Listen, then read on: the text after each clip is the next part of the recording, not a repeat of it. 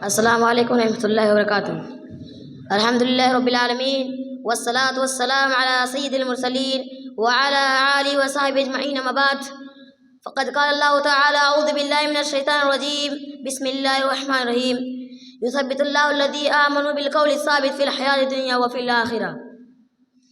صدر محترم، حکم صاحبان اور مشفق اساتذہ اکرام اور ہمارے پیارے بھائیوں، آج کے اس سالانہ انجمن کے موقع پر میں اپنی تقریر کی وضاحت کرنا چاہتا ہوں۔ وہ میرا موضوع ہے قبر آخرت کی پہلی منزل۔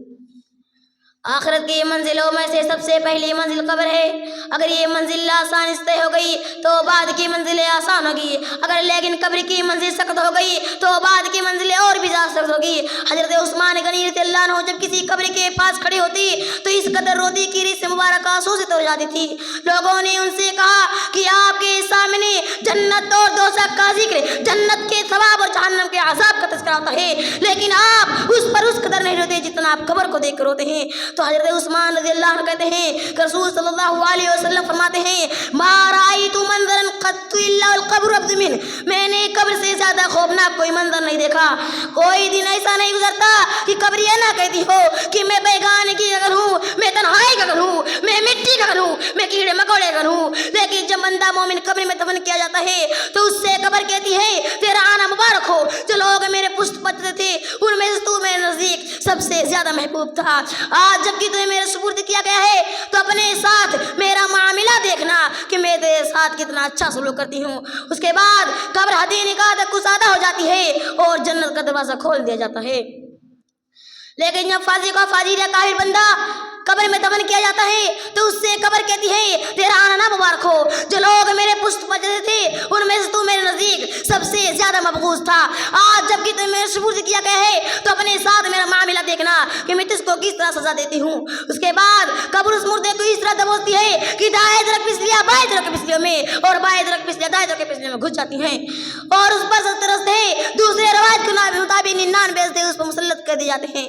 جس دن کا حال یہ ہوتا ہے کہ ان میں سے ایک بھی رستے زمین پر پھونک مار دے تو قیامت تک نہ کچھ نہ اگے گا، اور روز دے اسے مسلسل دستے رہتے ہیں اور قیامت تک دستے رہیں گے۔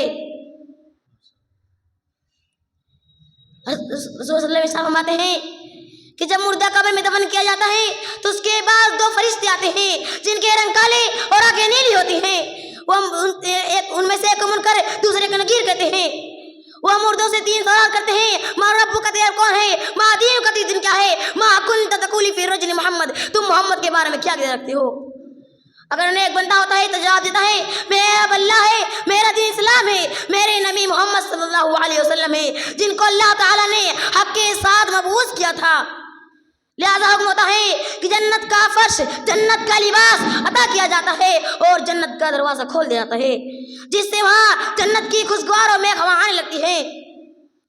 لیکن جب فاسق و فاجر کافر بدکار شخص ہر سوالات کے جواب میں کہتا ہے ہاں لادری ہائے افسوس میں نہیں جانتا، لہذا حکم ہوتا ہے کہ جہنم کا بستر بچھا دو، جہنم کا لباس پہنا دو، جہنم کا دروازہ کھول دو۔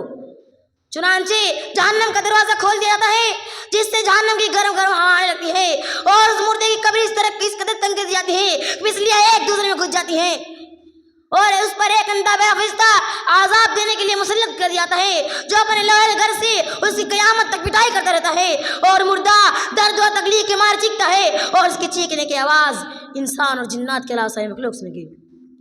سامعین اکرام، قبر کی منزل بڑی کٹھن ہے، ہم کو قبر کی منزل کے لیے تیار رہنا چاہیے۔ قبر کی منزل جو عالم برزخ کی منزل ہے اس سے ہر ایک کو گزرنا ہے، خواہ وہ قبر میں دفن کیا جانا کیا جائے، بہرحال سوال و جواب و عذاب و ثواب کی ہر ایک پر آئے گی، اس سے کوئی بچ نہیں سکتا۔ ہم اپنے عزیز بھائیوں کو اپنے ہاتھ سے دفن کرتے ہیں، ہم اپنے رشتہ دار کو اپنے ہاتھ سے دفن کر کے کفن پہنا، اپنے ہاتھ سے غسل دے کر کفن پہنا کر نماز جنازہ پڑھ کر ان کے آخری آرام گاہ دے جاتے ہیں اور مٹی کے نیچے دفن کر دیتے اور پھر پلٹ کے پوچھتے نہیں تمہارا خیال ہے تم پر کیا گزری۔ رسول صلی اللہ علیہ وسلم فرماتے ہیں یتبع المیت ثلاثۃ فیرجع اثنان ویبقى معه واحد یتبع اهله وماله عمله فیرجع اهله وماله ویبقى عمله۔ میت کے پیچھے تین چیزیں جاتی ہیں، اس کے جن میں سے 2 لوٹ آتی ہیں اور ایک اس کے ساتھ رہتا ہے، اس کے پیچھے اس کے رشتہ دار، اس کا مال، اس کا عمل جاتا ہے۔ اب آخر میں اللہ تعالیٰ سے دعا ہے کہ اللہ تعالیٰ ہم سب کو عذاب قبر سے بچائے، آمین۔ وآخر الدعوانا الحمد للہ رب العالمین۔ السلام علیکم و رحمۃ اللہ۔